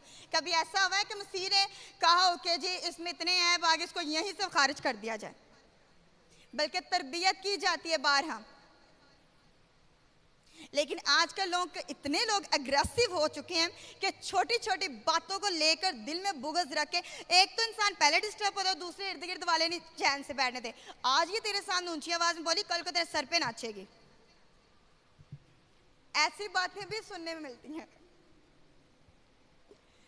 और ज़्यादातर भाइयों को भी ये सलाह, बहनों को भी ये सलाह दी जाती है कि अभी से नहीं तुम्हारी मानते, इसने आगे चल के क्या माननी है। लिहाजा अपने मैटर खुद सॉल्व किया करें। 4-10 लोगों को इन्वॉल्व करके आप अपने घर को बाहर उछाल रहे होते हैं। सो लिहाजा जो खुदा का कलाम कहता है आप ज़रा उसको फोकस किया करें। 29 वर्ष तक हो गया, शुक्र है। आगे 30 वर्ष है, इसलिए कि हम उसके बदन के अज़ू हैं। कलीसिया की बात की जा रही है, हम किसके अज़ू हैं? मसीह यीशु की। इसी सबब से आदमी बाप से और माँ से जुदा होकर साथ रहेगा और वो दोनों एक जिस्म होंगे। आगे 32वीं आयत है, ये भेद तो बड़ा है लेकिन मैं मसीह और कलीसिया की बाबत कहता हूँ। यहाँ पे पौलुस रसूल वफादारी की बात कर रहे हैं कि उस हकीकत और सच्चाई को बयान करता है जो अब तक मालूम ना थी, कि जो ताल्लुक बीवी का शौहर से होता है वो कलीसिया का मसीह के साथ होता है। जिस तरह से कलीसिया मसीह से जुदा कभी नहीं हो सकती, उस तरह से बीवी और शौहर का जुदा होना भी मुमकिन नहीं है। कभी भी आप देख लें मसीह यीशु ने किसी की डाइवोर्स करवाई हो, कभी भी कोई कॉन्सेप्ट मिला हो?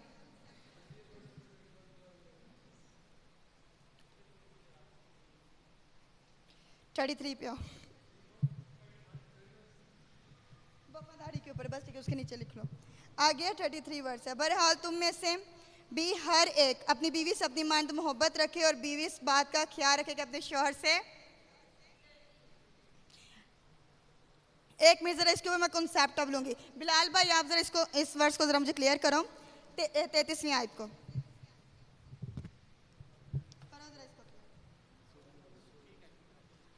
अपना अपना कॉन्सेप्ट देना सब। बहरहाल तुम में से भी हर एक अपनी बीवी से अपनी मानद मोहब्बत रखे और बीवी इस बात का ख्याल रखे कि अपने शौहर से। हाँ जी, इस व्यू से आप क्या लेते हो, जरा आप मुझे बताना, क्या वो डरती रहे, क्यों डरती रहे, वजह क्या हो? यहाँ पे कलाम किस में? मेरा तो जैसे बड़ा तजर्बा है ना।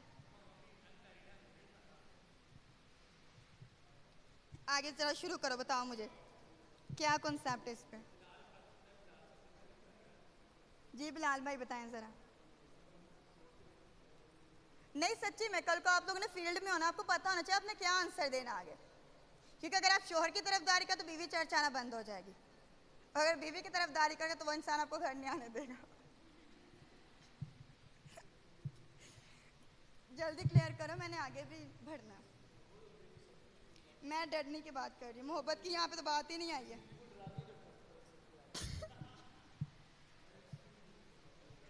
फ्यूचर में गलती से भी बुआ जी को कभी सरमन सुनाने के लिए ना कह देना। अच्छा आप छोड़ो, आसिफ भाई आप बताओ जरा, यहाँ पे क्या कॉन्सेप्ट है? अपना बताना, पादरी साहब का कॉन्सेप्ट भी नहीं देना।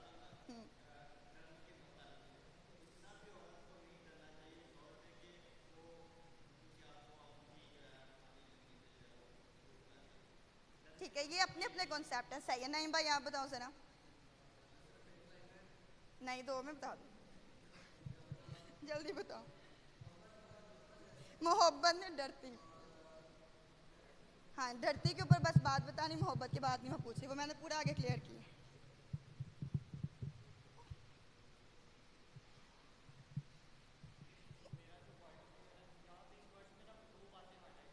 कौन सी हो रही बताओ जरा।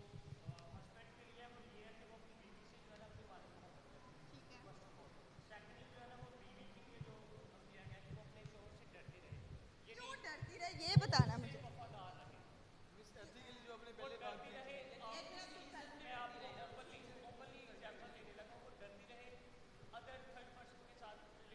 यही तो पॉइंट है इसका, यही पॉइंट था बेसिकली इसका। इस मामले में डरते रहे, ये नहीं कि कितने पैसे कहाँ खर्च करने हैं, ये डर डर नहीं आ रहा।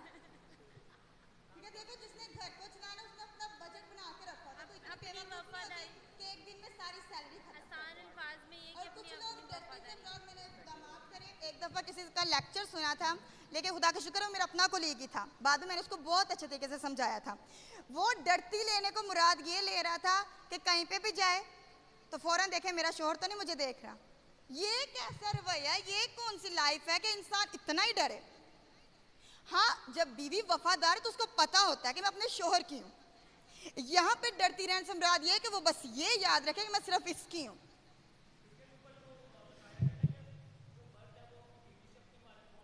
जाहिर बात है जब, हाँ ठीक है, अब मैं इसको जरा बच्चों के साथ रेलेवेंट करके बताती हूँ।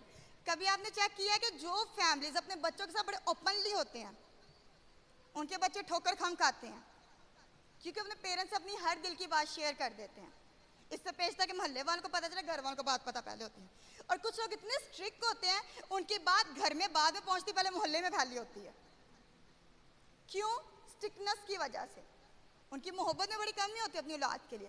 सेम इसी तरह से जब एक शोहर अपनी बीवी के साथ वफादार होगा ना, तो बीवी भी उसके अंदर ही होगी, यानी कि उसके डर में होगी, उसके कंट्रोल में होगी, उसके यानी कि हर बात उसकी वो फॉलो करेगी। सिंपली जो है कहते हैं, मैंने एक स्टेटमेंट पढ़ रही थी, उसके अंदर लिखा हुआ था कि बीवी की वफादारी पता चलती है जब शोहर बीमार होता है, और शोहर की वफादारी तब पता चलती है जब वो घर से बाहर होता है कि वो किस कदर अपनी बीवी से वफादार है। कॉन्सेप्ट क्लियर हुआ अब? जी,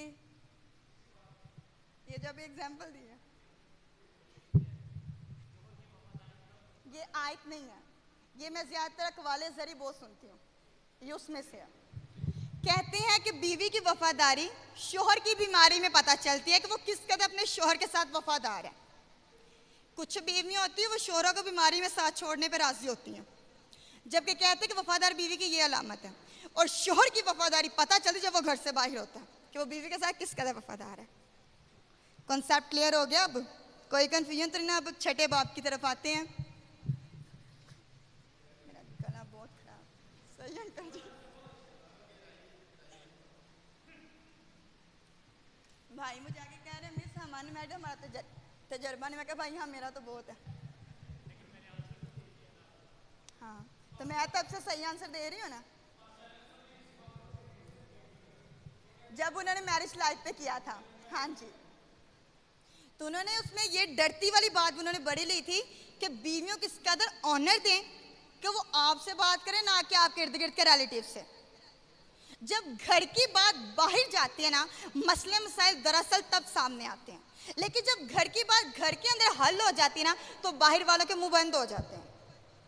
लेकिन हम अपने घरों को खुद तबाह करते हैं अपनी कम अकली की वजह से, अपनी एफिशिएंसियों की वजह से। कुछ लोग कहते हैं अगर मेरे 2 आंसू लोग देख रहे हैं ना, तो ये लोग मुझे गले से लगा। याद रखिएगा, जो आपके मुसीबत में आपके आंसुओं को पहुंचने वाले होते हैं, बाद में वही 10 लोगों को सुनाने वाले भी होते हैं। सो लिहाजा अपने घर की बातें भी शेयर करते हुए ज़रा कंट्रोल रखा करें कि आप कैसों के सामने कर रहे हैं और किन से कर रहे हैं। आगे है जी छठा बाब। मेरा गले की बैंड बज रही है। Thank you. आगे है जी छठा बाब है, ए फर्जंदो। देखा, मैंने कहा था कि 3 पॉइंट्स हमने चेक करने, बीवी शोहर का क्लियर हो गया। आगे बात की जा रही है फर्जंदों के ऊपर, और ये वर्ड्स जाएगी 1 2 3 तक।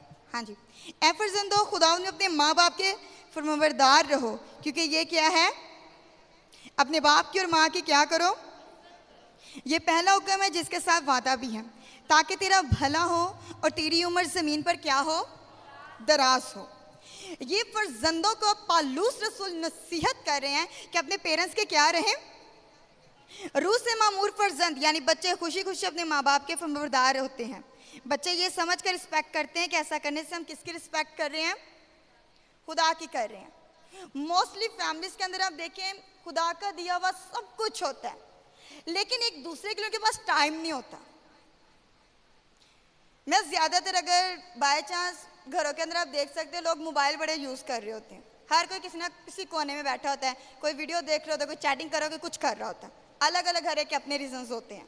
तो पेरेंट्स बेचारे दोनों मियाँ भी कप चाय का पकड़ के बैठे होते हैं कि हमारी अपनी औलाद ही है, मतलब कि वो हैरान हो रहे हमें क्यों नहीं ये टाइम दे रहे।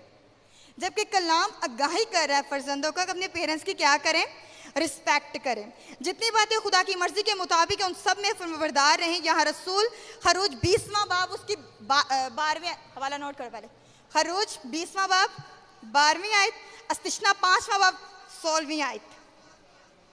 खरूज 20वां बाब 12वीं आयत, इस्तिस्ना 5वां बाब 16वीं आयत। वालिदैन को अगर सोचो वो बच्चे, खुदा माफ करे, खुदा किसी से उसके वालिदैन ना छीने, समटाइम्स आपने देखा हो जिनके पेरेंट्स नहीं ना सर पे होते, उन बच्चों की जरा लाइफ चेक कीजिएगा। मेरे पास एक ऐसा स्टूडेंट आता है स्टडी के लिए, उसके नानी लोग उसकी परवरिश कर रहे हैं, उसकी मम्मा की डेथ हो गई है। तो मैं उस बच्चे की कई दफ़ा ना, खुदा का शुक्र अब तो काफ़ी स्टेबल हो चुका है, वरना उसकी हरकतें मुझे खुद बड़ी अजीब लगती थी। उसकी आदत हो चुकी थी कोई एक जवाब दे, आगे से 2 जवाब देने का वो आदी था। बदकिस्मत होते हैं वो बच्चे जिनके पेरेंट्स उनके सर पर नहीं होते, क्योंकि ना तो उन्हें सही बात बता रहे होते हैं, ना वो उन्हें कोई गलत के ऊपर सलाह दे रहे होते, बेटा ये चीज़ तेरे लिए गलत है, इसको ना करो। जब किसी ने किसी को बताना ही नहीं है तो किसी ने क्या खुद को इम्प्रूव करना है? जब किसी ने किसी की सलाह ही नहीं करनी तो किसी ने अपने लिए बेहतरी की क्या तजवीज़ निकालनी है? ज़्यादातर लोगों के बेटे बेटियां इसीलिए आउट कंट्रोल हो जाते हैं क्योंकि उनके पेरेंट्स का कंट्रोल उन पे नहीं होता। मैं ये नहीं कहती कि बच्चों पे आप ज़्यादा कंट्रोल करो, लेकिन एटलीस्ट इतना तो हो कि वे आपकी ज़रा बाहर थोड़ी सी रिस्पेक्ट रख सके। कोई भी स्टेप लेने से पहले वो ये अलर्ट रहे कि मेरे पीछे मेरी फैमिली बैठी हुई है, मैंने उन्हें भी कल को जवाब देना। आगे है जी के जी वालिदैन की हिदायत ना मिले जिनको वो उन बच्चों की तरबियत कैसी होगी, वो खुद कैसा बदनसीब होगा और मुआशरे में नाकाबिले बर्दाश्त होगा। ज़्यादातर मेरी दिल से दुआ है कि जो लोग नशा करते हैं वो नशा हर तरह से छोड़ दें। मैंने इन लोगों की लाइफ, एक दफ़ा मैंने किसी को गुजरी थी इसी एरिया में से, तो मैंने किसी को इंजेक्शन लगे हुए देखे थे और मैं इतनी हर्ट हुई थी कि कहाँ कहाँ ये लोग खुद को तकलीफ पहुँचा लेते हैं। और बाद में रीज़न समझ में क्या आते हैं, जी पापा से लड़के गया था, दोस्तों ने कहा ये ले लो इससे सुकून मिल जाएगा। कुछ के रीज़न कुछ और आ जाते, मेरी किसी ने बात नहीं सुनी, मैंने ड्रग लेना शुरू कर लिया। ये वीक ऐसे पॉइंट होते हैं जो बेसिकली आप इस कदर टॉर्चर करते हैं कि आप ना घर के रहते हैं ना बाहर किसी काम के रहते हैं, और लोगों से मुआशरे से अलग आपको गालियाँ भी पड़ती हैं। अब ये ना समझे कि लोग उन्हें गालियाँ नहीं देते होंगे, किसी के भी दरवाजे वो बेचारे खुद जाके बैठ सकते हैं। लोग वो किसी के घर चले गए तो लोग अपनी चीज़ों को ताले लगाते हैं कि कहीं ये चीज़ें चुरा के ना ले जाए। इस कदर उन पे लोगों का ट्रस्ट जो होता है, फैमिली का ट्रस्ट जो होता है वो उठ चुका होता है। किस लिए जी, किसी ने मेरे एक भाई हैं, उन्होंने किसी से पूछा कि जी आप इस तरह इस फील्ड में कैसे आए हो, तो उन्होंने कहा कि जी मेरे घर वालों ने एक दफ़ा मेरी एक डिज़ायर थी, उन्होंने वो पूरी ना की, तो मेरे दोस्त थे तो उन्होंने मुझे बोला कि जी आप ये ड्रग ले लो, आप बड़ा रिलीफ फील करोगे। अक्सर मैं मानती हूँ कि इंसान गुस्से में होता है, वो प्रेशर उसके अंदर इतना होता है कि उसको कुछ समझ में नहीं आता, लेकिन फिर भी लाजमी है कि आप बुरी सोबतों से थोड़ा अवॉइड करना। माँ बाप की डांट आपको कल को ठोकर नहीं खिलाएगी, लेकिन हाँ इर्द गिर्द से मिली हुई बुरी सोबत, बुरी चीज़ें आपको बहुत सी ठोकरें खिला सकती है। आगे है जी वर्स नंबर 4 है, और ए औलाद वालों, आगे पेरेंट्स को भी नसीहत की जा रही है। पौलुस रसूल बहुत अच्छा कंपेयर करें, अगर जहाँ बीवियों को नसीहत की गई तो वहाँ शोहरों को भी नसीहत की गई। अब जबकि औलाद को नसीहत की गई तो पेरेंट्स को भी अलाउ किया जा रहा है, और पेरेंट्स को वो क्या नसीहत कर रही हैं, ए औलाद वालों तुम अपने फर्जंदों को गुस्सा बल्कि खुदावंद की तरफ से तरबियत और नसीहत दे देकर उनकी क्या करो। जो माँ बाप खुद चर्च नहीं जाते उन्होंने बच्चों को क्या सिखाना है? जिन्होंने खुद कभी कलाम मुकद्दस को नहीं खोला वो उनकी तरबियत कहाँ से करेंगे? कुछ पेरेंट्स तो ऐसे होते हैं बच्चों को संडे स्कूल में भी नहीं भेजना पसंद करते, कहते क्या जा किसने करना, घर में ही रहे, सौदा सूदा लेके आए। ये वो सारे हमारे वीक पॉइंट होते हैं जो फ्यूचर में जाकर हमें बहुत सी ठोकरें खिलाते हैं। आगे है ए औलाद वालों, अपनी औलाद अपने फर्जंदों को गुस्सा ना दिलाओ। क्या गुस्सा किस कब आता है औलाद को? सही। इसके अलावा सुलेमान भाई आप औलाद को गुस्सा कब आता है? ठीक है, जो भी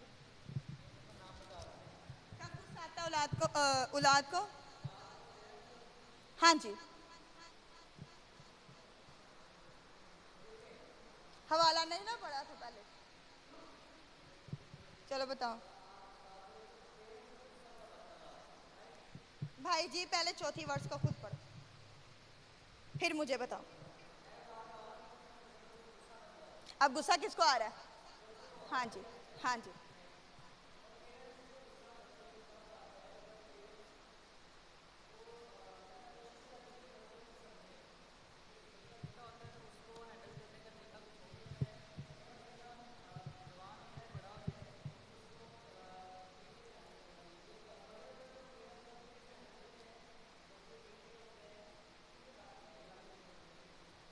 सही, बिल्कुल 50% तक सही आंसर है। गुड। किसी बहन भाई के साथ थोड़ा सा झगड़ा हो जाए तो उसकी सारी साइड लेती है, हालांकि वो ठीक भी हो, उसको उसकी बात नहीं सुन रहा था, बच्चे को ज़्यादा गुस्सा आता है। मेरी बात सुनो, एक मिनट, यहीं पे पॉइंट आपका उठाऊंगी। फर्जंदों को गुस्सा ना दिलाओ, लेकिन जबकि पेरेंट्स को फुली तौर पे ये राइट होता है कि वो सही और गलत के अपने बच्चों को क्या करे, नसीहत करे। औलाद को गुस्सा ज्यादातर तभी आता है जब वो अपने अरूज पे होती हैं, जो पेरेंट्स का एहतराम ना करने की ढीठ पे होते हैं कि अब हमने इनको राह दिखानी, ये हमें ना राह दिखाएं। ज्यादातर आप नोट कीजिएगा, औलाद को गुस्सा शादी के बाद ज्यादा आता है। सीरियसली मैंने इसलिए बोला था कि 2 चैप्टर कोई और करवा। सच्ची आप कभी नोट करके देखो। Thank you uncle. वो आप होना इसलिए नहीं एग्री कर रहे, पहले मैं एक्सप्लेन कर लूं, उसके बाद आप लोग अपने नसीहत दे। देखो, गुस्सा नहीं करना, ठीक है? जब कलाम मुक़द्दस में आया क्या, औलाद वाला अपनी औलाद को गुस्सा ना दिलाओ। यहाँ पे पेरेंट्स को जब 31वें वर्ष पूछ रहे थे ना बार बार, ये उसे सर एलिमेंट आंसर है, ठीक है? करने लगी हूँ कि अपनी औलाद को गुस्सा ना दिलाओ। समटाइम्स आपने नोट किया होगा, पेरेंट्स का इतना बैंक बैलेंस नहीं होता, फिर भी बच्चों को कहते हैं कि तेरा पापा पीछे, उनको बहुत कोशिश है, हौसला रखते हैं। बाद में वही बच्चा उठता जुए में पैसे लगा देता, सारे माँ बाप सड़कों पे आ जाते हैं, तो वो गुस्सा ना करें। ये भी उनके एक पॉइंट उठते हैं। समटाइम्स ऐसा होता है कि बच्चे जब थोड़े अलर्ट हो जाते हैं, उनके जो फ्रेंड्स होते हैं वो कहते हैं तो अपना हिस्सा ले, अलग से बिजनेस स्टार्ट करते हैं। फला कंपनी है, इतने शेयर्स डालेंगे, हम इतना मंथली प्रॉफिट होगा, 1 साल के अंदर हम वीआईपी बन जाएंगे। और पेरेंट्स ने जमा पूंजी की इतनी मुद्दतों से की होती है, उसमें से आधा हिस्सा आपकी सिस्टर की शादी का भी होता है, लेकिन आपकी फोकस, आपकी कोशिश होती है कि आप सारा अपनी तरफ ही ले लो। ये गुस्सा दिलाने वाली जो होती हैं, ये भी होती है। इसके अलावा जो गुस्सा ना दे, कलाम यहाँ पे जिस चीज़ की नफ़ी कर रहा है, वो ज़्यादातर बात आती है कि जब औलाद अडल्ट हो जाए तो पेरेंट्स को भी चाहे जहाँ वो राइट हो उन्हें अपलिफ्ट करें, लेकिन राइट चीज़ों में अपलिफ्ट करें। ये नहीं कि बेटा कहे कि माँ मुझे इतने पैसे दे, मैंने नशा करना है, माँ फ़ौरन दे दे। कोई भी माँ अपनी औलाद को जहर देने के लिए कभी भी एग्री नहीं होती, ठीक है? इसके अलावा और ज़रा नोट करो, पॉइंट नोट करो, मैं बताती हूँ।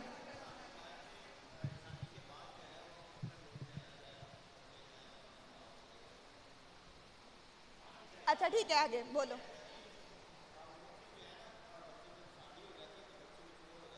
अच्छा,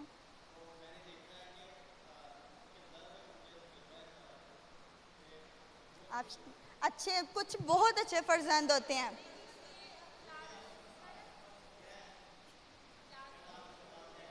नहीं नहीं, मैं एग्री हूँ, फुली तौर पे एग्री हूँ, मैं अपनी एग्री भी आपके आगे रखती हूँ ना।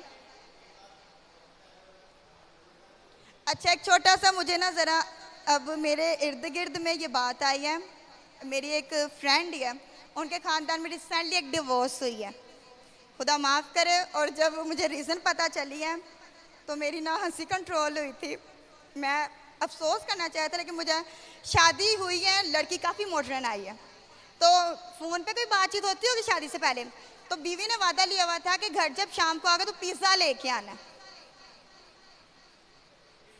एक मिनट, मेरा कॉन्सेप्ट जानने दो, पहले बात कंप्लीट करने दो, ठीक है? तो अब सोचो, वो अपनी बीवी के लिए लेके आ रहे हैं, लार्ज पिज़्ज़ा जो है 2000 से कम नहीं आता, अगर अच्छे वाला मंगवाना हो तो पेरेंट्स के लिए भी कुछ लाना पड़ता होगा। तब जिस इंसान की सैलरी 30,000 हो या 40 हो, उसका क्या बनेगा? अगर वो अपनी बीवी को खुश रखे तो पेरेंट्स अवॉइड नहीं करेंगे, किसको बस वही नजर आ रही है, हमारी जरूरतें नजर नहीं आती। अच्छी खासी चीजें, अच्छी खासी कमाई हमारे हाथ पे रखने वाला, बिल वगैरह माँ बाप ने बड़ा बजट बनाया होता है, सारी जिंदगी वो औलाद को पालते हैं, लेकिन जब औलाद की बारी है तो औलाद को सिर्फ अपनी मौजें नजर आती हैं। खुदा का शुक्र अब इतने तजुर्बात नहीं है। सो लिहाजा औलाद वालदैन को कहा गया है कि अपनी औलाद को ज़रा दिखना करें। सो बराए मेहरबानी जो पेरेंट्स हैं वो अपनी औलाद से बड़ी समझदारी के साथ पेश आया करें जब वो बड़े हो जाएं। यानी वो बेवजह सख्ती से मुसलसल छिड़कने या रोकने टोकने से अपने बच्चों को तकलीफ पहुंचाते हैं, जबकि खुदा ने तरबियत और नसीहत दे देकर उनकी परवरिश करो। यानी कि पेरेंट्स को चाहे कि वो कलाम मुकद्दस में से उनकी हेल्प करें। अगर जो बच्चा सारी जिंदगी संडे स्कूल ना गया तो उसका पेरेंट्स उसके सामने हवाले रखे तो वो क्या समझेगा। मैंने अक्सर पेरेंट्स को देखा है, उनके जो बेसिकली आपने देखा होगा शादी के वक्त सबके पेरेंट्स बड़े यंग शो हो रहे होते हैं, लेकिन शादी के ठीक 5-6 साल बाद उनके पेरेंट्स बड़े ओल्ड शो होते हैं। कभी अपने पेरेंट्स को सोचिएगा बैठ के कि वो क्यों इतनी जल्दी इस एज तक आ जाते हैं। वो आपके सामने बेशक अपनी बहुत सी चीज़ें नहीं रख पाते, लेकिन बहुत सी चीज़ें अपने अंदर रख के बैठे हुए होते हैं और वो आपसे शेयर नहीं करते, लेकिन आपके चाचुओं से मामों से वो शेयर करते हैं। आगे जी बात हो रही है तरबियत की और नसीहत की। चौथी आयत है, तरबियत के मतलब ज़रा लिखिएगा और नसीहत के मतलब हेडिंग दीजिएगा ज़रा। तरबियत का मतलब है इस्लाह और दुरुस्ती। तरबियत का मतलब क्या है? इस्लाह और दुरुस्ती। और नसीहत का मतलब होता है आगाही और झिड़कना। और वाकई में ये डिवोर्स हुई भी है, ये झूठ नहीं मैं कह रही। हाँ जी, शादी को तकरीबन 3 माह ही हुए हैं, दोनों में से कोई पीछे नहीं था हटा। तरबियत का लिख लिया, दुरुस्ती और इस्लाम। नसीहत की हेडिंग दो। नसीहत का मतलब होता है आगाही झिड़कना। अब देखो नसीहत का मतलब भी बीच में आ गया झिड़कना। यानी पेरेंट्स को चाहिए कि वो बड़ा बैलेंस में चले, नसीहत के साथ चलना है, होशियारी के साथ चलना है। कलाम मुकद्दस बार बार एक बात की आगाही दे रहा होता है कि ज़रा चौकस रहो हर मामले में। कबूतर की मानित मासूम और सांप की मानित होशियार रहो। लिहाजा हर मैटर को ज़रा चेक किया करें। आगे जी ज़रा देखिएगा 5वीं आयत से लेके 8वीं आयत तक नौकरों की और मालिकों के मुतालिक है। ऐ नौकरों जो जिस्म की रूह से तुम्हारे मालिक के अपनी साफ दिली से डरते और कामते हुए उनके ऐसे फरमाबरदार रहो जैसे मसीह के। यहाँ पे फिर पालूस रसूल एग्जाम्पल उठा के किसके ऊपर फिट कर रहे हैं? मसीह यस्सु के ऊपर। और आदमियों को खुश करने वालों की तरह दिखावे के लिए खिदमत ना करो, बल्कि मसीह के बंदों की तरह दिल से खुदा की मर्जी पूरी करो। और उस खिदमत को आदमियों की नहीं बल्कि खुदावंद की जानकर जी से करो, क्योंकि तुम जानते हो कि जो कोई जैसा अच्छा काम करेगा, खा गुलाम हो खा आज़ाद, खुदावंद से वैसा ही पाएगा। यहाँ पे अब जो लोग फैक्ट्रीज के अंदर जॉब करते हैं, कोई भी नौकर समझो, जिसके अंडर वो नौकर ही है, जिसका जो भी ऑनर है इस जमीन के ऊपर, वो उसके जो नीचे वाले उसके क्या है? नौकरियां। यहाँ पे उन्हें अलर्ट किया जा रहा है कि बड़ी वफादारी के साथ क्या करना है? चलना है, और वफादारी से क्या करना है? सारे काम करने हैं। नौकर अपने मालिकों के ताबे रहें। यहाँ डरते और कांपते हुए का मतलब ये हरगिज़ नहीं है कि वो गुलामाना तौर पर दबके रहें या डर के मारे खुद को जलील और हकीर समझते रहें, बल्कि मुराद ये है कि अपने फ़र्ज़ को अदा करें, मालिकों की इज्जत करें और डरते रहें कि अपने मालिक और खुदावंद को नाराज़ ना करें। हम मसीह के खादिम में लाजिम है कि दिल से खुदा की मर्ज़ी पर क्या उतरें? पूरा उतरें। फिर हमें चाहिए कि इस खिदमत को जी से करें, ज़ाहिरी दिखावा ना हो, दिल में नफ़रत हो, ऊपर से काम करें बल्कि खुशी से करें। समटाइम्स आपने देखा एक ओनर की फेवर लेने के लिए ना एक एम्प्लॉय दूसरे एम्प्लॉयज़ की सारी चुगलियाँ लगा रहा होता है कि जिसने इतने घंटे काम किया, इतने घंटे के सोया रहा। कुछ लोग तो आजकल मोबाइल का बहुत अच्छा यूज़ करते हैं, फुटेज बना के दे देते, ये देखिए ये क्या कर रहा था। ये होता है दिखावा। इसका मतलब ये हुआ कि आप भी अपने ओनर के साथ सिंसियर नहीं है। समटाइम्स ऐसा होता है। और कुछ लोग ऐसे अच्छे होते हैं, अगर उनका ऑनर उनके सर पर ना हो तो वो कहते हैं चलो जी रेस्ट करते, जब आएगा काम कर लिया जाएगा। वो अपने साथ साथ दूसरों को भी टी पार्टी की ऑफर कर देते हैं कि वी आर फ्री।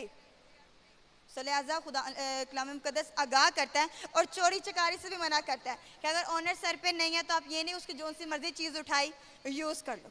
अक्सर लोगों के ऊपर चोरी के इल्ज़ाम बहुत ज़्यादा लगते हैं और उनमें से 30% मे बी के सच भी होते हैं। जो चीज़ आपके पास नहीं है खुदा से मांगो, वक्त के साथ साथ वो आपको भी मिल जाएगी। एक किसी की चीज़ देख के छुड़ा लेना ये अच्छा कॉन्सेप्ट नहीं होता। खुदा नौकरों को भी अलर्ट कर दे इन चीज़ों से क्या किया जाए, अवॉइड किया जाए। अब यहाँ पर सिर्फ नौकरों और यहाँ पे लिखा गया कि जो अच्छा काम करेगा, खुदा की बाबत वो बात की जा रही है 8वीं आयत में, क्योंकि तुम जानते हो कि जो कोई जैसा अच्छा काम करेगा, खा गुलाम हो खा आज़ाद हो, खुदा से वैसा ही पाएगा। यहाँ पर नौकरों के लिए भी अपॉर्चुनिटी है, खुदा उन्हें क्या देगा, अजर देगा। लेकिन तब जब वो वफादारी के साथ क्या होंगे। कितनी अच्छी बात है कि ज़मीन पर वफादार हो, ज़मीन वालों से अजर, और ज़मीन पर वफादार रहने वालों के साथ वफादारी में आसमान वाले से भी अजर मिलता है। और ये खुदा का बड़ा अच्छा कॉन्सेप्ट भी है। आगे है जी मालिकों के ऊपर है। यहाँ पर फिर किसी एक को अकेला नहीं छोड़ा गया। अगर गुलाम को नसीहत की गई तो मालिक को भी की गई है साथ ही साथ। 9वीं आयत है, और माल को तुम भी धमकियाँ छोड़कर उनके साथ ऐसा ही सलूक करो, क्योंकि तुम जानते हो कि उनका और तुम्हारा दोनों का मालिक आसमान पर है और किसी का तरफदार नहीं। समटाइम्स आपने नोट किया होगा कि जो छोटा तबका होता है ना, ज़्यादा तकलीफ भी उससे मिलती है और सबसे ज़्यादा बेनिफिट भी वही अपने ऑनर के लिए कमाते हैं। लेकिन सबसे ज़्यादा डिग्रेड भी उन्हें ही किया जाता है, इंसल्ट भी उन्हीं की जाती है, कदम कदम पर जलील भी उन्हें ही किया जाता है। अगर किसी, छोटी सी एग्जांपल दूंगी, अगर किसी ऑफिस में कोई पीएन ही है, अगर उसने ऑफिस नीट नहीं किया, ओनर से भी कोई ओनर उसके ऑफिस में आ जाए तो उसकी क्या वैल्यू होगी। लेकिन कोई भी आकर ये नहीं कहता तेरा एम्प्लॉय कितना अच्छा है जिसने इतनी सफाई रखी हुई है। हर कोई आकर बस यही कहता डील कैसी गई है, या अपनी डील को लोग चेक करते हैं। जो सबसे बेहतर काम करने वाला उसको निगलेक्ट किया जा रहा होता है। तो खुदा जो है वो यहाँ पे अलर्ट करता है। कभी ऐसा हुआ किसी का बहुत बड़ा ऑनर आया, उसने बड़े फखर से कहा हुआ मेरे इस नौकर ने बड़ी सफाई अच्छी की है, ये सबसे बेस्ट है। लोग तारीफ करवाना भी ना अपनी तौहीन समझते होते हैं। समटाइम्स आपने देखो जो कोठियों के अंदर लेडीज काम करती हैं, वो रात रात दिन दिन तक जब किसी के घर गेस्ट आने वाले होते हैं, कैबिन साफ करती हैं, सब कुछ सफाई भी करती हैं, फिर बाद में खाना सर्व करती हैं, खाना भी बनाती हैं। लेकिन लास्ट में जब एप्रिसिएशन की जरूरत होती है तो एप्रिसिएशन मालिक को ले रहे होते हैं। क्या सोच के ले रहे होते हैं कि ये सब कुछ किया है, हमारी पेमेंट से हुआ है, हमने किया। लोग उन्हें कहते हैं आपने खाना आज बहुत अच्छा बनाया। कोई भी ये नहीं कह रहा था कि जो इन सबके कामों के पीछे बैठी हुई है सारा काम उसने किया है। आगे बाकी सारे रूहानी हथियारों का जिक्र है। कंटिन्यू के बहन कह रहे कंटिन्यू रखो, मेरा गले दी बैंड। आगे बात आ रहा है रूहानी हथियारों का। यहाँ पे जरा भाइयों में से कोई भी जरा इस पैसेज को रीड करे। 10वीं से स्टार्ट कीजिएगा।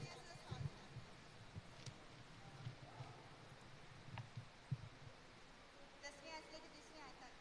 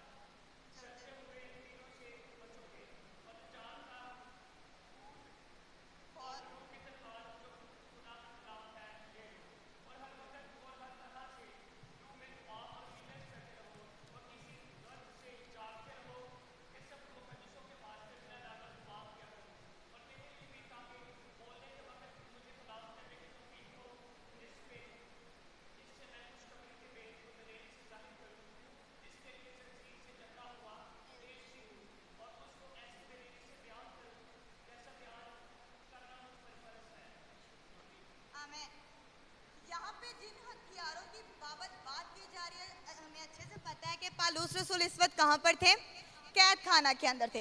हो सकता है उनके सामने कोई ऐसा सिपाही हो जो उन पे नजर रखता हो, तो वो उस सिपाही की सारी पोशाक को, सारे उसके हथियारों को, विपन्स को मद्देनजर रखकर इस कॉन्सेप्ट को ला रहे हैं। आपको कभी कॉन्सेप्ट ये स्टेटमेंट सुनी होगी कि खुदा बुराई में भी क्या पैदा करता है, भलाई पैदा करता है। सेम इसी तरह से पालूस रसूल ने उसके जो विपन्स देखे होंगे ना, उन्होंने सारे इसको ईमानदार की जिंदगी में फिट किया, क्योंकि जो रोमी सिपाही होते थे उनके ये सारे विपन्स होते थे। अक्सर आपने ऐसी मूवीज देखी होंगी जिसके अंदर जब जंग होती है तो सबने ये चीजें पहनी होती है।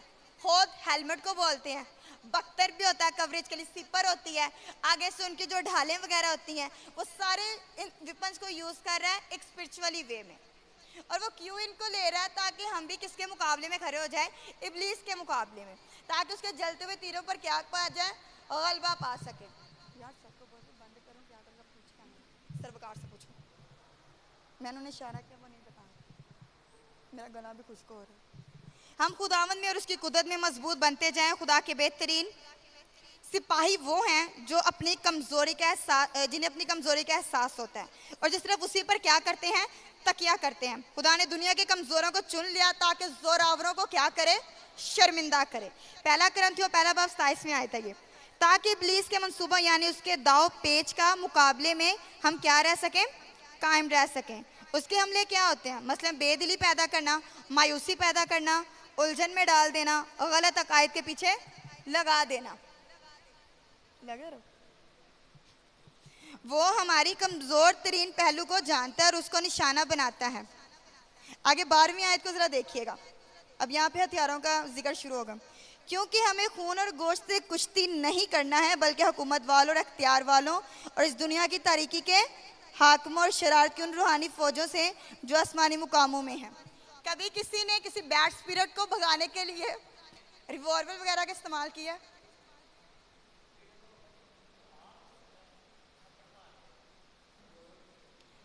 वो फिर भी नहीं भागती, वो आगे से मारने वाली बन जाती।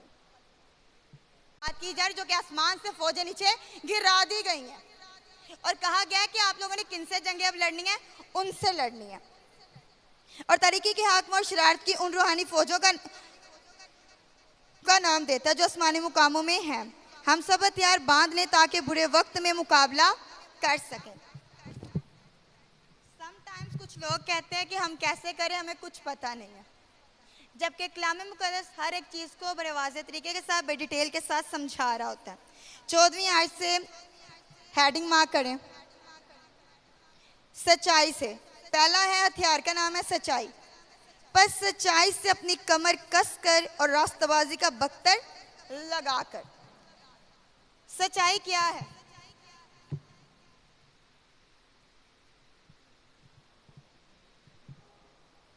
गुड, तुम सच्चाई से वाकिफ होकर सच्चाई तुम्हें क्या करेगी, आज़ाद करेगी।